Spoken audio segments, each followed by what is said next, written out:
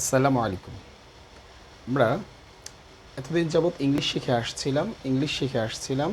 সে ইংলিশের সাথে আরবি শিখছিলাম, কিন্তু একটা জিনিস আমাদের ভিতরে প্রশ্ন থেকে যাচ্ছিল, যে প্রশ্নটা হচ্ছে আমরা আরবি শব্দগুলো কোত্থেকে পাচ্ছি? আরবি শব্দগুলো কি ইংলিশ শব্দের মতো এভাবে তৈরি করছি?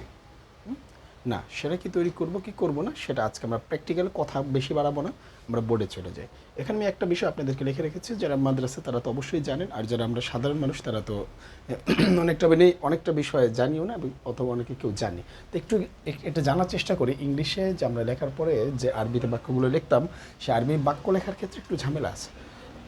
আপনি চাইলে আরবি বাক্য লিখতে পারবেন না, সেখানে আপনাকে যে বিষয়টা জানতে হবে সেটা হচ্ছে আরবি বাক্য লেখা যায় না, আরবি বাক্য শব্দ তৈরি করতে হবে, সেই শব্দ দিয়ে আপনার বাক্য তৈরি করতে হবে। আগে শব্দ বানানো শিখতে হবে, এরপর ভার্ব বানানো শিখতে হবে, বিভিন্ন ধরনের। আগে এত কথা না বাড়াই, চলেন আপনাকে আমি প্র্যাকটিক্যালে করে দেখাই ঘটনাটা কী ঘটছে। আপনি একটু দেখেন কী করবেন। এখানে লেখা আছে ইলমুস সরফ, এর অর্থ হচ্ছে মানে রূপান্তরশীল জ্ঞান বলা হয়। আমি সেটাকে বলি আরবি শব্দের গঠনের জ্ঞান। আরবি শব্দ গঠনের জ্ঞান। দেখুন, বইতে যেটা লেখা আছে সেটা পড়ে সারা জীবনে আজ পর্যন্ত আমরা অনেকে অনেক কিছু করে ফেলতে পারছি, এমনটা হয় না। কিন্তু বইতে পড়লে আমি মনে করি যেটা বইয়ের পরে ভালো কিছু কেউ শিখতে পারে না। বাস্তব জীবনে সেটা অ্যাপ্লাই আমাকে শিখতে হবে। আমি কিভাবে পড়লে আমি কিভাবে আমার কাছে এই জিনিসটাকে সহজ করে নিতে পারি, সেভাবে আমরা শিখবো। চলুন আমরা দেখেছি আরবি শব্দের গঠনটাকে। ইলমু সরফ হচ্ছে আরবি শব্দ তৈরি করবে। ইলমু সরফের কাজ কি? আরবি শব্দ তৈরি করবে, এটাই আর কি বলা। তো ইলমু সরফ এক নম্বরে, ইলমু সরফ দুই ধরনের শব্দ মূলত গঠন করে। আরবি এটাকে অনেকে অনেক কথা বলবে, আমরা শিখবো গ্রামারের আকারে, ইংলিশ গ্রামার আকারে। প্রথমে যেটা বেসিক আমরা বলি, দুই ধরনের শব্দ তৈরি করে। এক নম্বরে এটা বলি, একটু লিখে দিই আমি, আপনারাও যারা দেখবেন চাইলে একটু প্র্যাকটিস করে নিতে পারেন। তাইলে ইলমুস সরফ দুই ধরনের শব্দ তৈরি করে। দুই ধরনের শব্দ তৈরি করে। দুই ধরনের শব্দ তৈরি করে। শব্দ তৈরি করে। দুই ধরনের শব্দ তৈরি করে। এখন এই হচ্ছে আপনার বিষয়টা, দুই ধরনের শব্দ তৈরি করবে। Number one. আচ্ছা, এই কথাটা কেমন কথা, দুই ধরনের শব্দ তৈরি করবে? আচ্ছা, দুই ধরনের শব্দ তৈরি করতে এটা বোঝায় নাম্বার ওয়ান হচ্ছে আপনার আরবি যত ভার্ব আছে বা ফেল, নাম্বার হচ্ছে একটা খেয়াল রাখবেন, ফেল বা ফেল বা আরবি ক্রিয়া, মানে ক্রিয়া ক্রিয়া বা ভার্ব ভার্ব এটা তৈরি করবে। এক নম্বর সে কী তৈরি করবে? ইলমুসরফ তৈরি করবে, হয়তো ফেল নয়তো কি, মানে অর্থাৎ আরবি যে আমরা ক্রিয়াগুলো, যে শব্দদের ক্রিয়া তো বুঝি, যে শব্দদের আমরা কী বল, কাজ করা বোঝায়। আমি খাই, ইংলিশটা কি? খাওয়া একটা কাজ না? সে খাওয়ার ইংলিশটা হচ্ছে কি? ইট। সেই ইটটা যাওয়া ইংলিশটা কি? গো। সেটা শেখাবে আপনাকে। এই জিনিসটা তৈরি করে নিতে হবে আপনাকে ইলমু সরফের মাধ্যমে। দুই নম্বরে যে জিনিসটা শেখাবে ইলমু সরফ, সেটা যেটা আমি আপনাকে বলবো, সেটা হচ্ছে এসএম। কিছু এসএম তৈরি করে, কিছু এসএম এই যে দুই নম্বর হচ্ছে কিছু ইসেম বা নাউন। কিছু ইসেম বা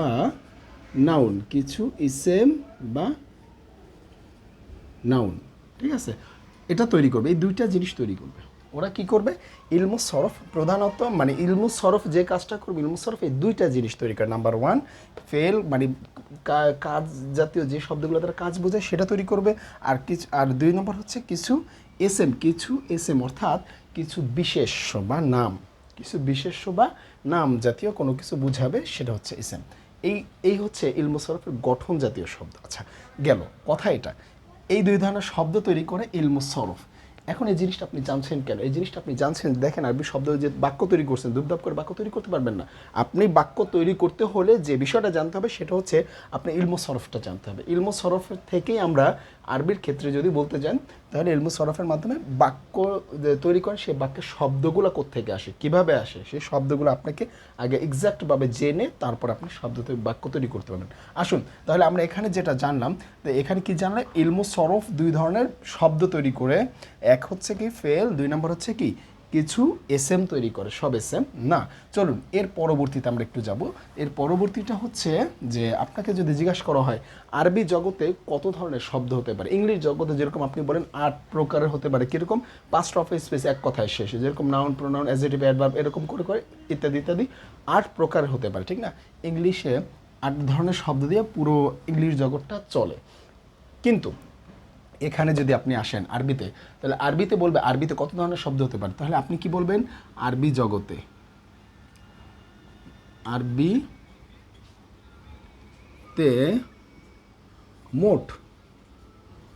মোট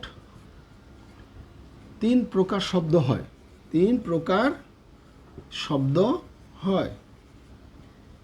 এটা সারা জীবন মাথায় রাখতে হবে যদি আরবি নিয়ে কেউ কাজ করতে চান। আরবিতে 3 ধরনের শব্দ, 3 প্রকারের শব্দ হয়। এখন আচ্ছা 3 প্রকারের যে শব্দটা হয় নাম্বার 1-এ কি? নাম্বার 1-এ হচ্ছে আপনার নাম্বার 1-এ হচ্ছে ওই যে যেটা তৈরি করছেন ইসেম বা নাউন, ইসেম বা নাউন, ইসেম বা নাউন। এই ইসেম বা নাউন কি নাম জাতীয়। এখানে আমি সকলের জন্য, পড়াশোনা যারা করছেন না করছেন সকলের জন্য কিন্তু আমি এই কাজটা করছি। জাস্ট আপনি আমার কথাটা দিকে খেয়াল করবেন, আর কিচ্ছু দরকার নেই আপনার। 2 নম্বরে হচ্ছে কি, 2 নম্বরে হচ্ছে আপনার কাজ জাতীয় যে শব্দটা দ্বারা কাজ করা বোঝায়। আপনি কি শব্দটা দ্বারা কাজ করা বোঝায় মানে কি? শব্দ কি কাজ করে না? আপনি বলেন কি আমি যাই, এই যে যাই, যাওয়াটা এই শব্দটা দ্বারা কি বুঝেছে? কাজ বুঝাইছে। খাই, খাওয়া শব্দটা দ্বারা কি বুঝেছে? কাজ বুঝে। খাওয়া একটা কাজ, ঘুমানো একটা কাজ বোঝাইছে। তো এরকম আরবিতেও এরকম ফেল যেটা সেটা হচ্ছে কাজ, আর সেটাকে আমরা ইংলিশে বলি ভার্ব, সেটাকে ইংলিশে বলি আমরা ভার্ব। দেখেন 2 নম্বর 1 নম্বর শব্দ বোঝাবে আপনার নাম জাতীয় কোনো কিছু, ব্যক্তি হতে পারেন আপনি, বা বস্তু বলতে কলম বোঝাতে পারে। আমি নাম যদি বলি আমার নাম ইসমাইল, এরকম কিছু বোঝাতে পারে। এরপরে আপনার ফেল যেটা বোঝাবে, ফেল হচ্ছে আমি কাজ করি, আমি কি করি বোর্ডে লিখি, এই যে লেখার যে কাজ সেটা হচ্ছে ফেল বলে, ইংলিশে বলে কি ভার্ব, আর বাংলায় বলে ক্রিয়া।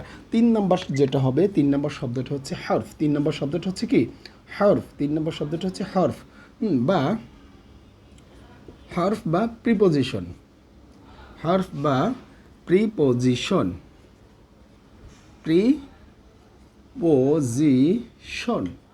এটা কি? এটা হচ্ছে আপনার বাক্যটাকে পরিপূর্ণ করার জন্যে, বাক্যটা পরিপূর্ণ করার জন্যে কিছু কিছু আপনার এই আমরা বলি না যে একটা জিনিসকে যখন বানাই, একটা নতুন যে কোনো একটা বস্তু জাতীয় একটা বক্স যদি বানাতে চাই, সে বক্স বানাতে গেলে কি আমাদের কি দরকার হয়?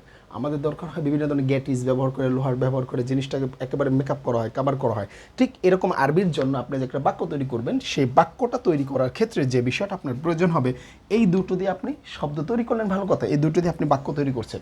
এখন বাক্যের ভিতরে একটু গ্যাপ আছে, সেই গ্যাপটা পূরণ করবে কে?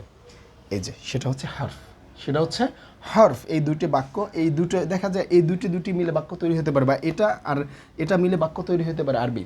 মাঝখানে যদি একটু গ্যাপ থেকে যায়, সেই গ্যাপটাকে পরিপূর্ণ কে করবে? সেটা হচ্ছে হার্ফ। এই হার্ফের কাজ এই।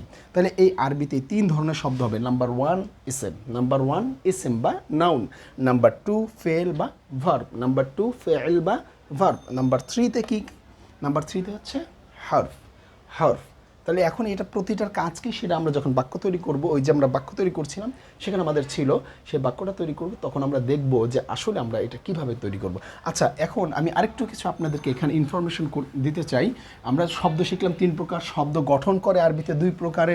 এখন যদি আমি আপনাকে বুঝাই যে আমি একটু আপনাকে বলি যদি, যে আমরা তো শিখলাম শব্দ কত প্রকার।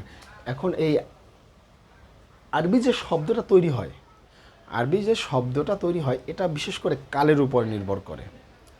আরবি শব্দটা তৈরি হয় বিশেষ করে কালের উপর, 3টা কাল, আমরা 3টা সময়ের উপর নির্ভর করে আরবি শব্দগুলো তৈরি হয়, 3টা সময়ের উপর নির্ভর করে।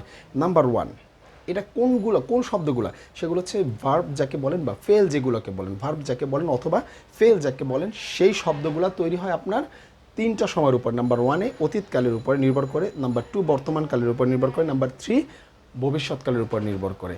আচ্ছা, সে হচ্ছে আমাদের ভার্বগুলো গেল।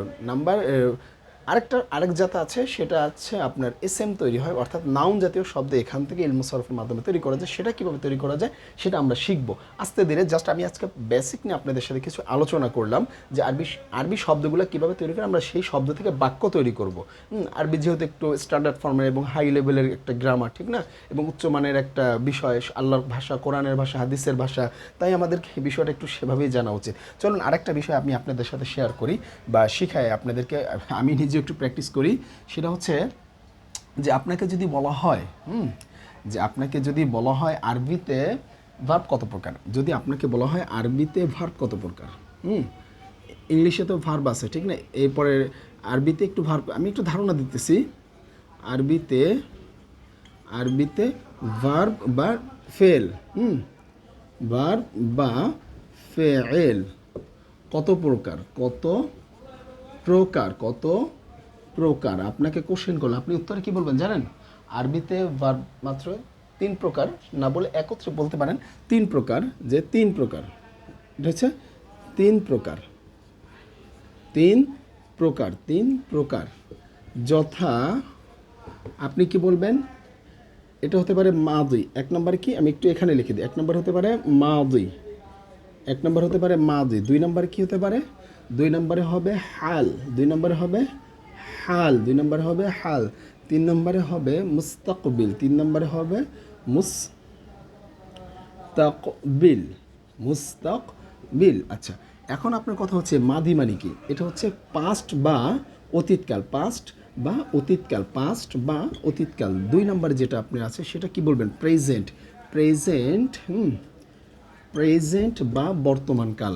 3 নম্বর যেটা আছে সেটাকে আপনি কি বলবেন, 3 নম্বর যেটা আছে সেটাকে আপনি বলবেন যে আপনার ফিউচার বা প্রেজেন্ট, দুইটাই বলতে পারেন, ফিউচার বা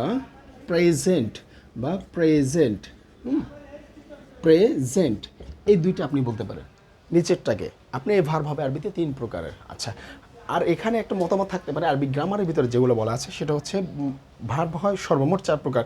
আসলে বিষয়টা যদি আমরা একটু ডিফারেন্টভাবে চিন্তা করি, 4 প্রকারই, কিন্তু সেটা একটু ডিফারেন্ট স্টাইলে। কিন্তু আমরা বেসিক্যালি যে নর্মালভাবে যে ভার্বগুলো আমাদের চিন্তা করা উচিত সেটা হচ্ছে ভার্ব হবে, আমরা কেন চিন্তা করবো সেটাও পরে বলবো, যে 3 প্রকার আমরা জানি, ঠিক আছে, এই 3 প্রকারের ভার্ব আমাদের হয়। তাহলে এরপরে এই 3 প্রকার যদি ভার্ব হয় আরবিতে, সেই 3 প্রকার ভার্ব কীভাবে তৈরি করব সেটা আমরা শিখব পরবর্তী ভিডিওতে। আজ এ পর্যন্তই। পরবর্তী ক্লাস আপনাদের সাথে আমি দেখা করব এবং সেখানে আমি এটার বিস্তারিত আলোচনা করব কিভাবে আমরা এই ভার্বগুলো তৈরি করব। আপনারা আমাদের সাথেই থাকবেন এবং আমাদের এই পেজটা ফলো দিবেন, লাইক করবেন, শেয়ার দিবেন এবং আপনাদের টাইমলাইনে শেয়ার করে দেবেন, আপনাদের বন্ধুদেরকে জানিয়ে দেবেন যে এখানে অনেক জিনিস শেখাচ্ছি, আমি গ্রামার সহকারে এখন নিয়ে আসছি আপনাদের কাছে, কিভাবে সহজ করে বোঝানো যায়, যাতে করে আপনি দেখলেই পারেন। সো আজ এই পর্যন্তই, পরবর্তী ক্লাসে দেখা হচ্ছে। আসসালামু আলাইকুম।